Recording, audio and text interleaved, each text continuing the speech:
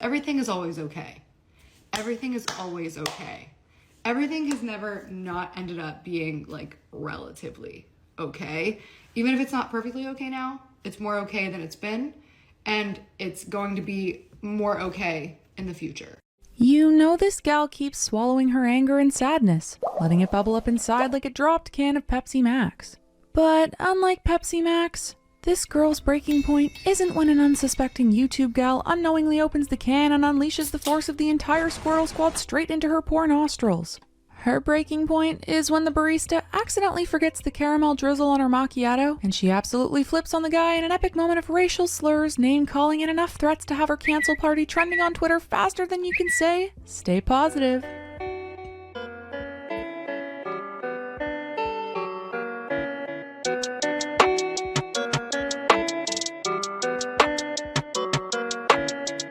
Hey Girl Scout, what's shakin'? How have you been? I personally have been great. Ablaze and I are officially moving to my home country of Canada, and we're so excited about it. It's taking up a lot of time, but don't worry, we're still working on a big collab for you guys about some pretty in-depth mental health stuff, so be on the lookout for that. Since we're all about mental health on this channel, I thought we could delve into something a bit different today as requested by you guys, but still along the same kind of topic. Toxic positivity. You know, when people say really patronizing things about trying to be positive and they end up diminishing real issues, dismissing negative emotions instead of confronting them, and falsely reassure you instead of trying to be even remotely empathetic, I think it's important to distinguish healthy coping and suppressing your feelings, especially with these kinds of people acting as motivational speakers and inspirational role model types. There's some truth to what they say, but I think they're spreading an unhealthy rhetoric that encourages people to ignore their emotions. Let's have a look at this trend and discuss where these people get it right and where they're falling short. That way, we can have a clearer picture on how to be our best selves and make fun of some wannabe alpha gurus. You know, our usual. Alright, let's just jump right into things. What is up? If you aren't feeling motivated right now, I need you to stop. Stop thinking that way at all. Thanks, Jake. I just stopped thinking the things I can't stop thinking about, and I'm a new person. My brain is melting! Better fire my therapist for not thinking of that one. Didn't realize we were all big dumb idiots who just chose to have invasive negative thoughts. Yeesh, rough start, but maybe he can save it. If you're feeling down, if you're feeling like there's stuff caving in on you and you don't know what to do and you just feel lazy, stop now, because you can only go up from here. If you need motivation, think about your family. Think about the people you're working for. Think about making yourself proud. You're gonna look yourself in the mirror at the end of the day and say, did I do something great today? Does this guy honestly think I believe he looked at himself in the mirror at the end of the day after being accused of assaulting and silencing underage girls and was like, hell yeah, bro, you did something great today? Actually, I do think he did that. Bad example. But really, shouldn't someone spreading all this talk actually practice what he preaches and do good things?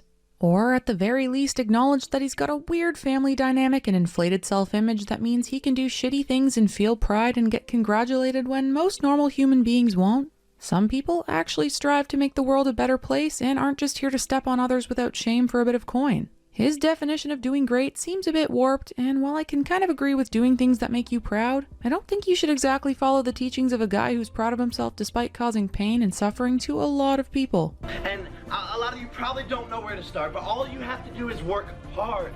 Just work hard at whatever it is you're doing and things will come. Ah, I get it now. All you have to do is work hard. Look, Stacy, I know you're going through a lot after losing your fiancé in that house fire that also destroyed all of your personal belongings and every tangible item that held his memory, but if you just put in a few hours in the office, you'll stop feeling so unmotivated. You don't need help processing your complex grief, time to mourn, a structured routine someone can guide you through until you're well enough to function again. Just work hard. And move on already. It's been like 4 days. Come on now, dawg. Come on, man.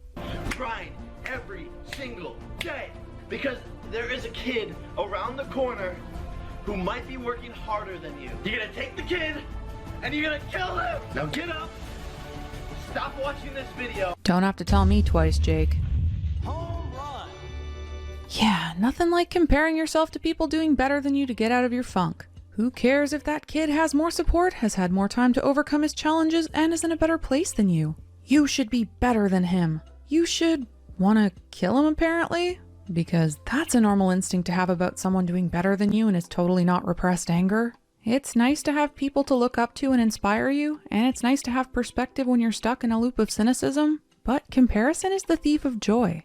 We're all guilty of feeling proud of ourselves only to see someone do something better and suddenly be embarrassed for being proud of whatever smaller scale thing we did. Or we feel really down about something and someone tells us that we should be happy because we aren't starving in the streets. But guess what? You aren't anyone else, and your experience in life is your own. The highs and lows are your highs and lows, and you'll feel exactly how you feel about them because of the life you've already lived. Just because you were lucky enough to grow up safe doesn't mean you aren't going to feel sad when your childhood dog dies. And why fight those feelings when they're real and will make an impact on you? If you focus on you doing things that make you proud because you know it's your best, then that's great. You don't need to compare yourself to others. You don't need to stop feeling a certain way for progress to happen. And it doesn't have to be hard work where you push past your mental limits and suffer. Progress can be incremental. It can be working towards doing something really good by slowly adding in one easy thing you aren't doing yet. To imply it has to suck and you can't feel negative things is unrealistic, and the two kind of cancel each other out. And this is rich coming from a guy who tweets things in emotional rage and challenges people to fight him when they criticize him. My dude, you have anger in there, so maybe sort yourself out before telling us how to feel. And if you're wondering how often Jake Paul lies to himself about his mental state, it's every day, bro. Every day, bro.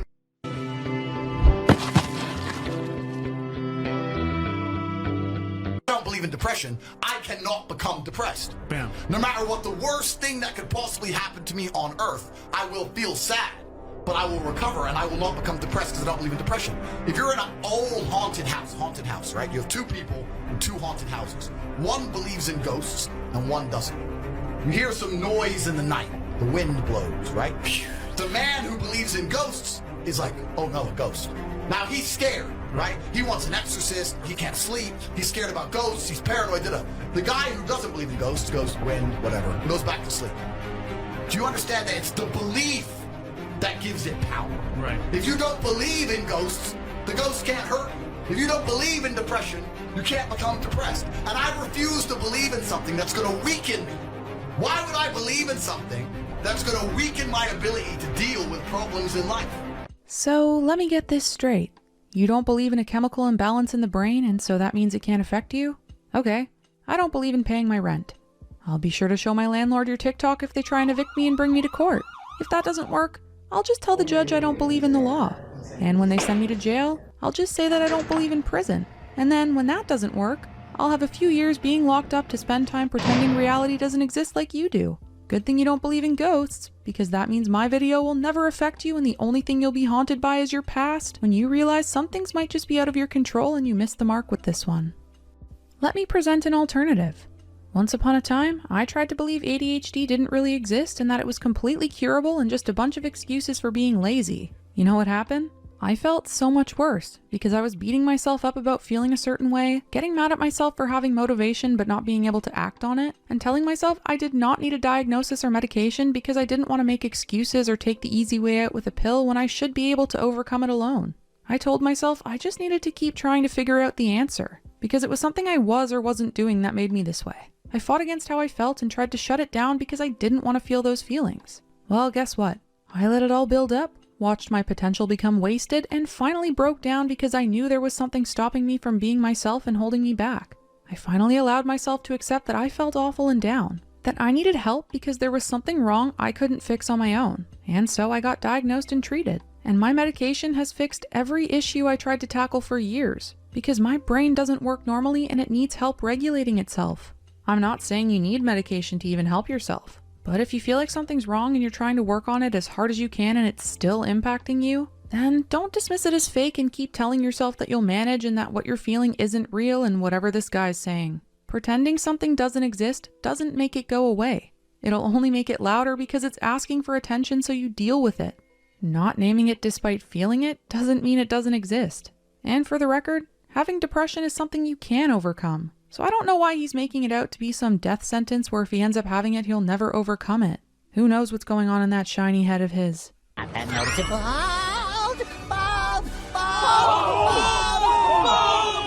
it the fuck together. Stop making excuses for your miserable lifestyle and create a good fucking lifestyle. The whole point of life is to enjoy it. If you choose to spend your spare time scrolling on fucking TikTok, commenting on other people's life when they're giving you advice to live the life that you want to live, which is apparently I don't work and I have unlimited time and funds to do all my hobbies. Okay, do you want that life?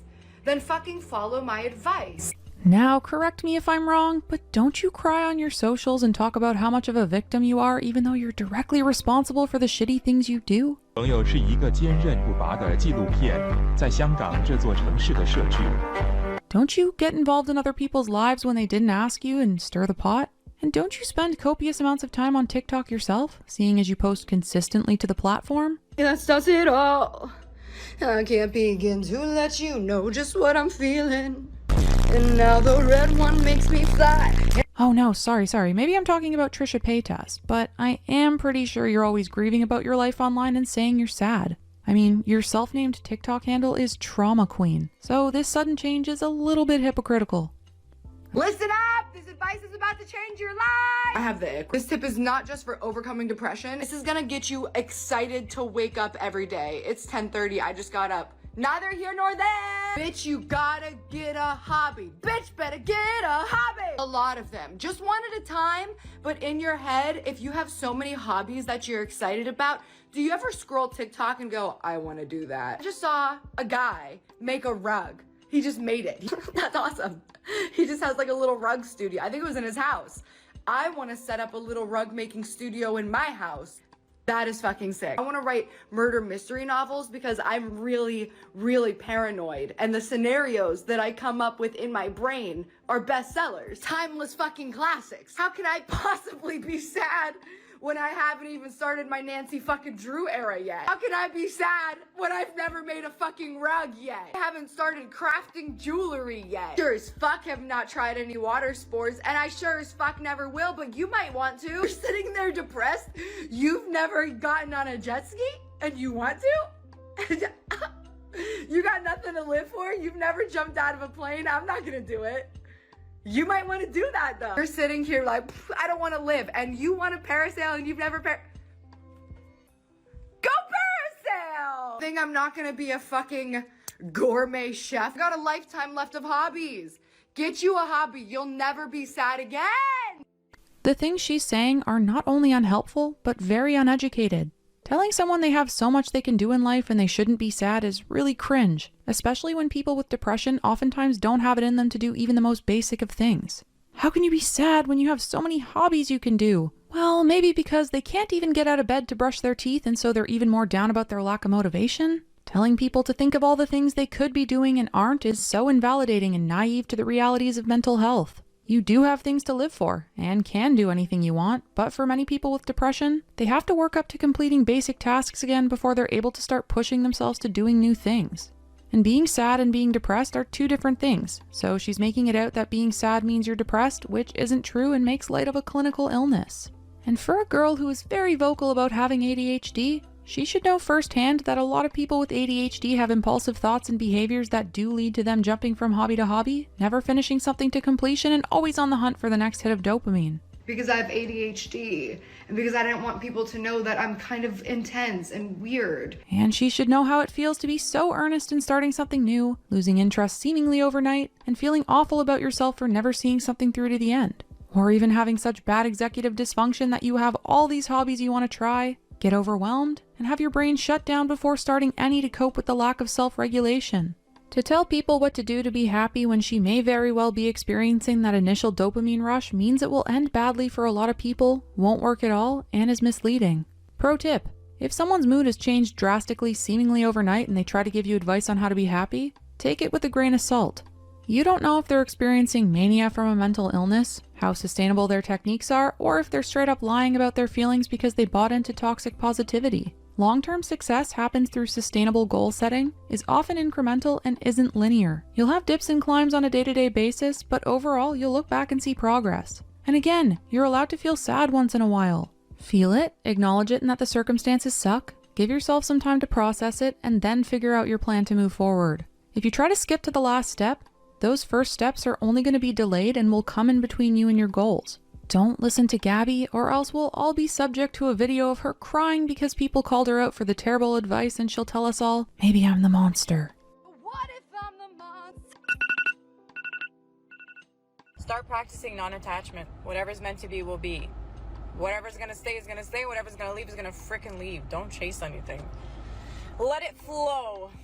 My boyfriend left me because he wanted me to show more affection, but I practice non-attachment, and if it was meant to be, it would just be, obviously. Relationships don't take any work or any effort, and compromise is stupid because I don't chase anything. And yes, I do post on female dating strategy because this is queen energy right here. Yeah, I hurt your feelings by being really rude and obnoxious, but it already happened, so get over it. It is what it is. Why should I apologize when it's in the past? I suggest you let it flow and stop chasing an apology from me and just be friends with me again, stupid. Yeah, I didn't get that new job. Oh well, they wanted me to send in a resume, but I don't chase anything and figured if it was meant to be, they'd just hire me. Do we see the problem here? This is like the other end of the spectrum of toxic positivity, where they avoid working on themselves and completely avoid taking control, whereas the others were forcing control into situations where it's impossible to control everything. This is equally as problematic because while you shouldn't force yourself to ignore your feelings, it's important to acknowledge the things you can do when faced with a situation if you're aiming to grow. There's a fine line to figure out between working on yourself and not pushing too hard. On the one hand, you want to learn from your mistakes and recognize where you can improve because it gives you a place to set goals and start implementing change. On the other hand, if you try to take on the world before you're ready, you will probably not succeed at those goals because you haven't set them to be attainable or even fathomable. Think about it this way. If you want to run a marathon one day, it feels a bit easier to set daily running goals than to only look at the end goal. It doesn't mean you're saying you'll never run a marathon. You're just putting in the small steps to make those big strides. The issue isn't trying to be positive. In fact, reframing your mindset is a great way to begin digging out of a cynical circle of negativity. I personally reread The Power of Ted, aka the empowerment dynamic, every time I start making myself out to be the victim in a situation that can be resolved if I feel confident in myself and my abilities and ask for the right kind of support. Not sponsored, just something that really helps me. Being positive when you can is great, and I guarantee starting to practice things like gratitude every day does help. However, dismissing your emotions and how you feel, telling yourself you shouldn't feel the way you do, and pretending everything is fine isn't a good thing. You'll have these negative emotions build up and make you feel worse over time for not addressing them. You'll feel frustrated that you can't just be happy, when in reality, real positivity should be accompanied by self-compassion, care, and validating your emotions so that you know even though you're trying hard to be happy and just aren't there yet, that doesn't mean you're bad or wrong.